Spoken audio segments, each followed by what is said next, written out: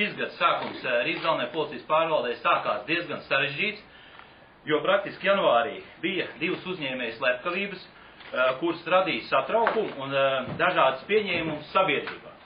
Taču uzsvēršu, ka, kā mēs arī sākotnēji teicām, ka slepkavības vērsts pēc konkrētām cilvēkiem, un katrā gadījumā ir savs motīvs un mērķis.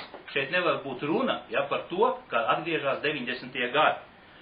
To slepkavību izmeklēšana, kas ir uzskatām kā pasūtījums, ir bez šaubām ļoti sarežģīta, laikietilpība, bet ņemot vērā to, kad policija no pirmām dienas ļoti rūpīgi strādāja, tad esam nonākuši patreiz pie zinām rezultāta un ir panākts tātad tas, ka pagaidām runājot par Ivanovas kundzes slepkavību, ir aizturēts 5 personas, kuras tiek turētas aizdomās par draudu izteikšanu, huligānismu un slepkavības organizēšanu, atbalstīšanu un izpildīšanu.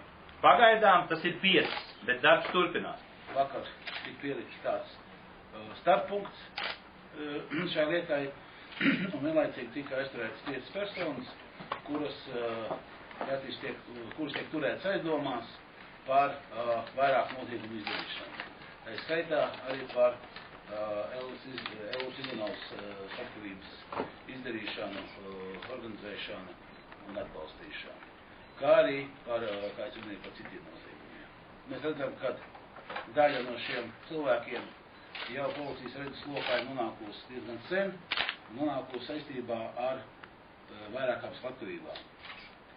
Un būtībā analizējot varbūt ar šo iepriekš izdarīto slepkavību izmeklēšanu, kaut kādos posmos izmeklēšanas, kaut kas ir pietrūcis, kaut kas nav tā saprasts, kaut kas varbūt tas nav izprasts vai pārprasts, un tāpēc šoreiz ir ļoti būtiski šās institūcijās, jo cīņa ar organizētu noziedzību būtībā arī parāda šī vienotā izpratne un vienotie mērķi.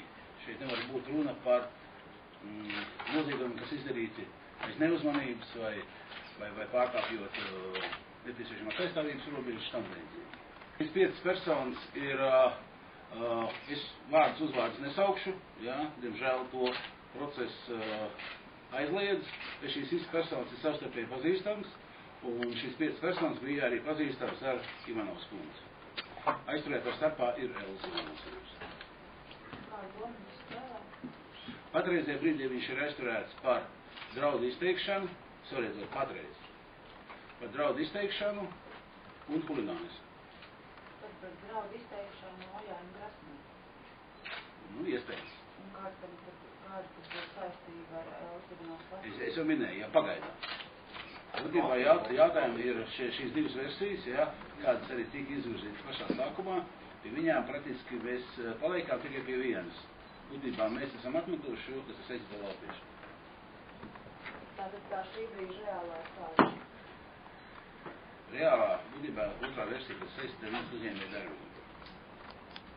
Kā jūs zināt, uzņēmēju darbībā saistīts ir vairāk ne tikai, jūs izsmat, tas nav tikai kaut kāds, teiksim, naudas attiecības vai tam līdzīgi. Arī uzņēmēju darbībā ir daudz plašāk iedzieni un izpratnes.